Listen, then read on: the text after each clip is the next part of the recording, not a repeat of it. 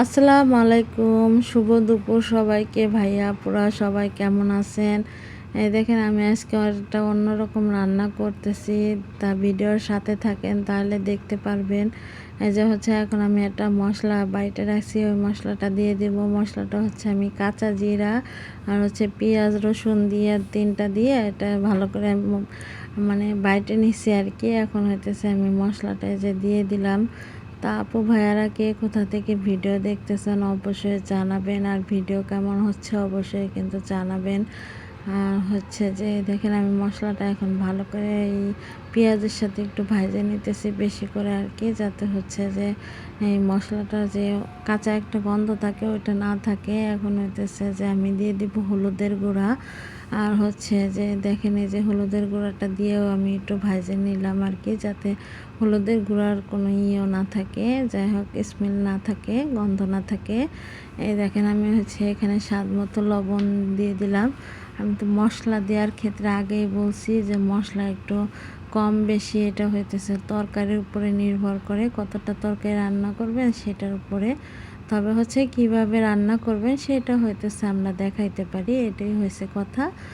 এই যে হচ্ছে যে আমি পানি দিয়ে দিয়েছিলাম মশলাটা কষানোর জন্য, তো আমার মশলাটা অলরেডি কষানো হয়ে গেছে। এখানে আমি হচ্ছে কাঁচামরিচ দিয়ে দিতেছি। এখন আমি দিয়ে দিব হচ্ছে ভাজা জিরার গুঁড়া। এটা হইতেছে দিয়ে আমি আরও কিছুক্ষণ মশলাটা কষাই নিব ভালো করে। তা এই দেখেন মশলাটা আমি আগেও বলছি যে ভালো করে না কষালে কিন্তু তরকারিটা এতটা মজা হয় না। এই দেখেন আমি এখানে দিয়ে দিচ্ছি টমেটো, একটা টমেটো কাটে রাখছিলাম আমি। তা আমরা হচ্ছে যে যখন ছোট ভিডিও আপলোড দিই তখন তো আমরা সবাই কথা বলতে পারি না, মানে একটু মানে ভালো আছে কি না এগুলো বলতে পারি না, বা কে কেমন আছে এই কোনো কিছুই বলতে পারি না। এই যখন আমরা বড় ভিডিও আপলোড দিই তখন হচ্ছে আমরা আসলে মন খুলে একটু কথা বলতে পারি। সবার ক্ষেত্রে এরকম হয়। এই দেখেন আমি হচ্ছে এখানে মাছটা হচ্ছে দিয়ে দিলাম। মাছটা আমি আগে থেকে লবণ আর হলুদের গুঁড়া মরিচের গুঁড়া দিয়ে আমি মাছটা একটু মাইখে রাখছিলাম, যাতে হচ্ছে লবণটা মাছের ভিতরে যায় আর কি। এখন আমি হচ্ছে যে মাছটা ভালো করে মশলার সাথে আরও ভালো করে কষাই নিতেছি। এইভাবে আপু আপু বলতেছে, আপু দেখাইতেছে, এইভাবে যদি রান্না করে খান তাহলে অনেক মজা হবে, মজা পাবেন আর কি। মজা লাগছিল, তরকারিটা এত মজা হয়েছিল যা বলার মতো না। শীতের দিনে এই ধরনের তরকারি কিন্তু ভালো লাগে।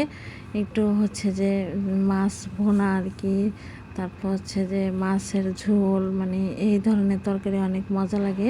এই মাছের মানে যে ইটা দিছি আমি ঝোলের পানিটা, এটা কিন্তু যখন আমি তরকারি নামাই ফেলবো তখন কিন্তু এটা অনেকটাই টেনে যাবে, কারণ হচ্ছে শীতের দিনের তরকারিতে হচ্ছে যে পানি একটু বেশি দিলেও সমস্যা হয় না, পরে হইতেছে যে অনেকটা টাইনে যায়, জমে জমে যায় আর কি। এত টেস্ট হয়েছিল এই তরকারিটা, আপু যেভাবে দেখাইছে রান্না করে সেভাবে যদি আপনারা রান্না করে খান তাহলে অনেক মজা লাগবে, মজা পাবেন আর কি। তা সবাই ভালো থাকবেন, আল্লাহ হাফেজ।